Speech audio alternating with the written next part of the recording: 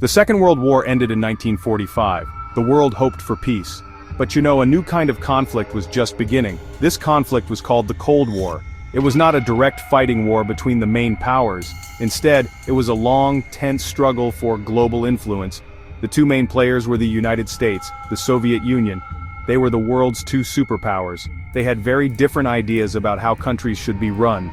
The United States believed in democracy and capitalism. In a democracy, people vote for their leaders. In a capitalist system, private individuals and companies own businesses and property. The American vision was one of free markets, individual liberty and self-determination for nations. The Soviet Union, on the other hand, was a communist state. In communism, the government controls everything.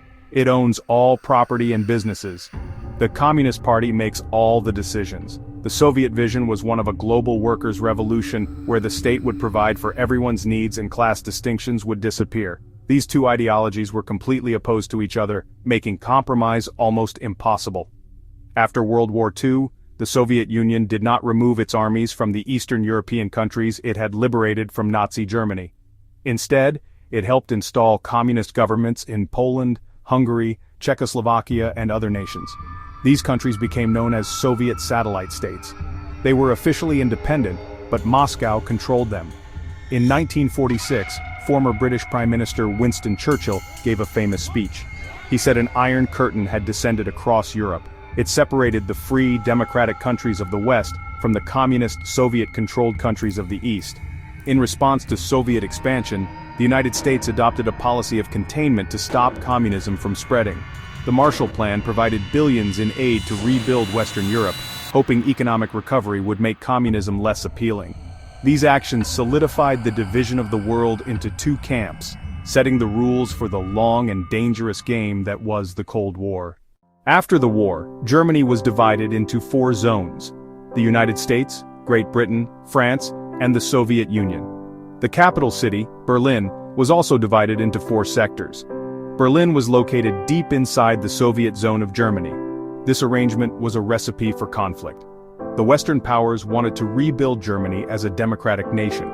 The Soviet Union wanted to keep Germany weak and extract reparations. In 1948, the Western powers decided to unite their zones. They introduced a new currency to help the German economy recover. The Soviet Union saw this as a threat. Stalin wanted all of Berlin for himself. In June 1948, he decided to force the Western powers out of the city. He blocked all road, rail, and canal access to West Berlin. The 2 million people living in the western sectors were cut off from food, fuel, and other vital supplies. The Berlin blockade was an attempt to starve the city into submission. The United States and its allies faced a difficult choice. They could not force their way through the blockade on the ground without starting a war. President Truman decided on a daring solution: an airlift. For nearly a year, American and British planes flew supplies into West Berlin around the clock. Cargo planes landed every few minutes at Tempelhof Airport. They brought food, coal, medicine, and candy for the children. This massive operation was known as the Berlin Airlift. It was a logistical marvel and a powerful symbol of Western resolve. The Berlin Airlift was a stunning success. By May 1949, it was clear to Stalin that his blockade had failed. He lifted the blockade, ending the crisis.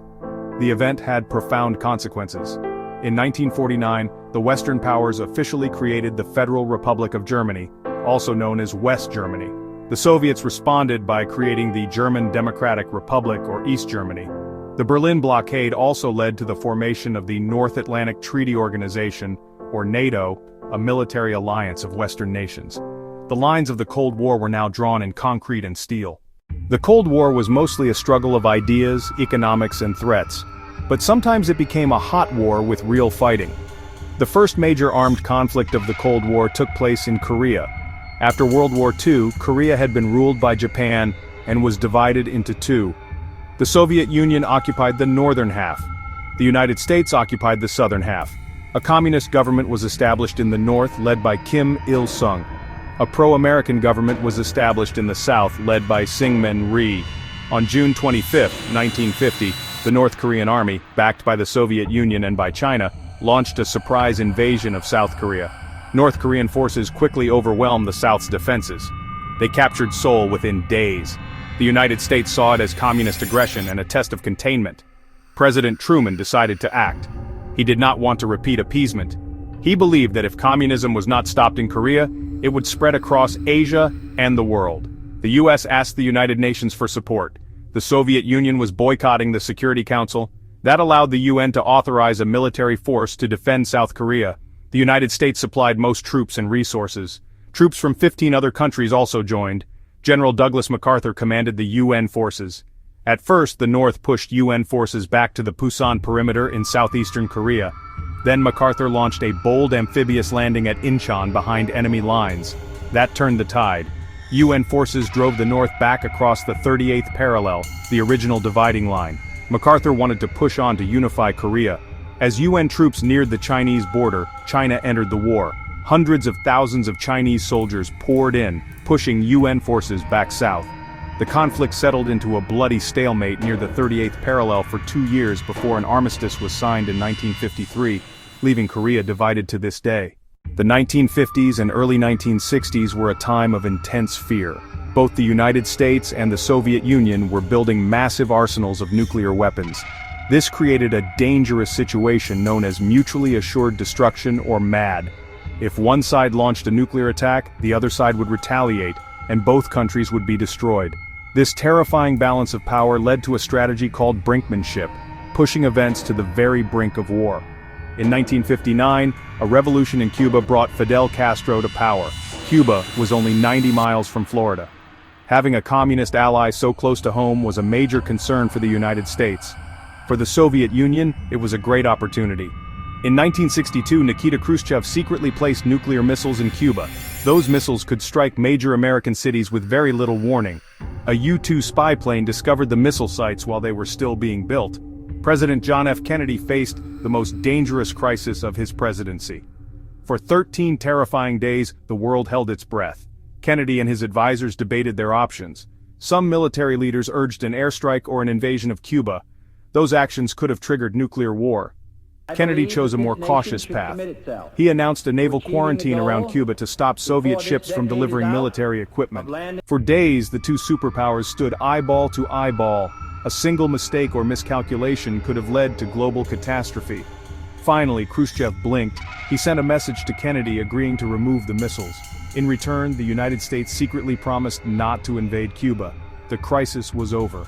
The world sighed in relief. The Cuban Missile Crisis was sobering for both leaders. It led to efforts to reduce nuclear risk, including a direct hotline between Washington and Moscow. It also highlighted the space race, a contest for technological and ideological supremacy. It began with Sputnik in 1957, and would culminate with the moon landing in 1969. Just as the Korean War showed the Cold War could turn hot in Asia, another conflict in the region would prove even more divisive and costly for the United States. This was the Vietnam War. Like Korea, Vietnam was divided after a period of colonial rule, in this case by the French. The country was split into a communist North Vietnam, led by Ho Chi Minh, and an anti-communist South Vietnam, supported by the United States. The United States feared that if South Vietnam fell to communism, other countries in Southeast Asia would follow. This was known as the domino theory, a core belief driving American foreign policy at the time.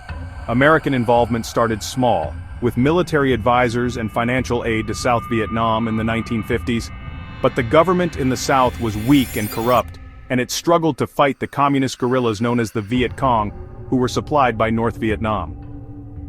After an alleged attack on United States warships in the Gulf of Tonkin in 1964, President Lyndon B. Johnson dramatically escalated American involvement. The Gulf of Tonkin resolution gave him the authority to send United States combat troops to Vietnam. By 1968, more than 500,000 American soldiers were fighting in the jungles and rice paddies of Vietnam. The war was unlike any other America had fought. There were no clear front lines, and the enemy was often hard to identify. The Viet Cong used guerrilla tactics, blending in with the civilian population. American forces, with their superior firepower and technology, won most of the major battles, but they could not win the war itself. They just couldn't break the will of the North Vietnamese and the Viet Cong to keep fighting. The war became a brutal stalemate, a quagmire that seemed to have no end in sight. The heavy bombing campaigns and search and destroy missions caused immense suffering for the Vietnamese people. Back home in the United States, the war became deeply unpopular. It was the first television war, and nightly news broadcasts brought images of the fighting into American living rooms. A massive anti-war movement grew, with huge protests on college campuses and in major cities. The country was deeply divided. The war destroyed Lyndon Johnson's presidency and cast a long shadow over American politics. In 1973, a peace agreement was signed, and the last United States combat troops left Vietnam. 2 years later, in 1975, North Vietnamese forces overran the South, uniting the country under communist rule. The long and tragic war was finally over, but its scars remained. After the terrifying close call of the Cuban Missile Crisis and the draining experience of the Vietnam War, both the United States and the Soviet Union began to seek a less confrontational relationship. The immense cost of the arms race was straining both of their economies. They realized that they had a shared interest in avoiding nuclear war. This led to a new phase of the Cold War known as détente. The word is French for relaxation of tensions. From the late 1960s through the 1970s, the two superpowers tried to manage their rivalry through diplomacy, treaties, and increased communication. A key figure in this period was President Richard Nixon and his national security advisor Henry Kissinger. They pursued a pragmatic foreign policy based on national interests rather than rigid ideology. In 1972, Nixon made a historic visit to the People's Republic of China. This was a stunning move. The United States had not recognized the Beijing government for over 2 decades. By opening relations with China, Nixon created a new dynamic in the Cold War. It put pressure on the Soviet Union, which had its own rivalry with China. This triangular diplomacy gave the United States more flexibility and leverage. The centerpiece of détente was arms control. The United States and the Soviet Union began the Strategic Arms Limitation Talks, SALT. The goal? Cap the number of nuclear weapons each side could possess. The SALT I Treaty, signed by Nixon and Leonid Brezhnev in 1972, limited long-range ballistic missiles. This was a major step, the first time the superpowers agreed to limit nuclear arsenals. It didn't end the arms race, but it made it more predictable and less terrifying. Détente also extended to other areas. The Helsinki Accords, signed in 1975 by the United States, the Soviet Union, and most European nations, recognized post-war Eastern European borders. In return, the Soviets promised to respect human rights, including freedom of speech and emigration. While often ignored by the Soviets, the accords gave hope to dissidents and human rights activists behind the Iron Curtain, planting seeds that would grow years later. The period of détente, with its hopes for a more stable and peaceful coexistence, came to an abrupt and decisive end in the final days of 1979. On Christmas Eve, the Soviet Union launched a massive invasion of its southern neighbor, Afghanistan. The Soviets were trying to prop up a struggling communist government in Kabul that was facing a widespread rebellion from Islamic fighters known as the Mujahideen. The Kremlin feared that if the communist regime fell, the instability could spread to the Muslim-majority republics within the Soviet Union itself. They expected a quick and easy operation to restore order. They were disastrously wrong. The invasion of Afghanistan was a shocking act of aggression that shattered the spirit of détente. In the United States, it was seen as proof that the Soviet Union could not be trusted. President Jimmy Carter called it the most serious threat to peace since the Second World War. His administration responded swiftly. Carter withdrew the SALT II Arms Control Treaty from Senate consideration. He imposed economic sanctions on the Soviet Union, including a grain embargo.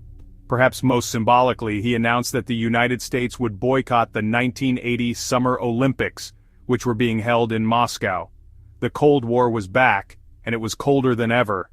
The war in Afghanistan became the Soviet Union's Vietnam. The rugged, mountainous terrain was perfect for the guerrilla tactics of the Mujahideen. The Soviet army, with its tanks and helicopters, found itself bogged down in a brutal and unwinnable war. The United States, seeing an opportunity to bleed its rival, began a large-scale covert program to arm and train the Mujahideen. Through the CIA, the United States funneled billions of dollars worth of weapons, including crucial Stinger anti-aircraft missiles, to the Afghan fighters via Pakistan. The policy was simple: make the war as long and as costly as possible for the invaders. The war dragged on for nearly a decade. It cost the Soviet Union dearly, soldiers' lives and economic resources. The conflict demoralized the Soviet public and the military. It exposed the weaknesses of the Soviet system and drained the already struggling economy. For the Soviet Union, Afghanistan was a strategic blunder of epic proportions. It accelerated the internal decay that was already underway within the Soviet Empire. The long and bloody conflict not only marked the end of détente, but also helped set the stage for the final, dramatic collapse of the Soviet Union itself just a few years later. The 1980s began with a renewed intensity in the Cold War. In the United States, Ronald Reagan was elected president in 1980. He took a much tougher stance against the Soviet Union, which he famously called an evil empire. Reagan believed that détente had been a failure. He initiated a massive military buildup, including the controversial Strategic Defense Initiative, or SDI, nicknamed Star Wars. This was a proposed missile defense system that aimed to shoot down incoming Soviet missiles from space. In 1985, a new leader came to power in the Soviet Union, Mikhail Gorbachev. He was younger and more dynamic than his predecessors. Gorbachev recognized that the Soviet system was in deep crisis. The economy was stagnant. Technology was falling behind. The war in Afghanistan was a disaster. He knew that drastic changes were needed to save the country. He introduced glasnost, openness, and more freedom of speech. He introduced perestroika, economic restructuring. He hoped these reforms would revitalize communism. Instead, they would unleash forces that he could not control. Gorbachev also sought to improve relations with the West. He needed to end the costly arms race to have any hope of fixing the Soviet economy. He and Reagan developed a surprising personal rapport. They held several summit meetings. They signed the INF Treaty in 1987. This landmark treaty eliminated an entire class of nuclear missiles. It was the first time the superpowers had agreed to destroy weapons they already possessed. Gorbachev also announced that the Soviet Union would no longer use force to prop up the communist governments of Eastern Europe. This new policy was soon put to the test. In 1989, inspired by Gorbachev's reforms, popular movements for democracy swept across Eastern Europe. One by one, the communist regimes began to crumble. Poland held free elections. Hungary opened its border with Austria. November 9, 1989, East Germany announced travel to the West. That night, jubilant crowds gathered at the Berlin Wall. They began to climb over it and tear it down with hammers and chisels. The most potent symbol of the Cold War was reduced to rubble, signaling the end of an era. The collapse of communism in Eastern Europe happened with astonishing speed. Within a year, Germany was reunified. The wave of change soon reached the Soviet Union itself. The new freedoms of glasnost allowed long-suppressed ethnic sentiments and nationalist sentiments. The 15 republics that made up the USSR began to demand independence. In August 1991, hardline communists attempted a coup to overthrow Gorbachev and reverse his reforms. The coup failed, but it fatally weakened Gorbachev's authority and destroyed what was left of the Communist Party's power. One by one, the Soviet republics declared their independence. On Christmas Day 1991, Mikhail Gorbachev resigned as president of a country that no longer existed. The red hammer and sickle flag was lowered from the Kremlin for the last time. The Soviet Union was officially dissolved. After 45 long years, the Cold War was over.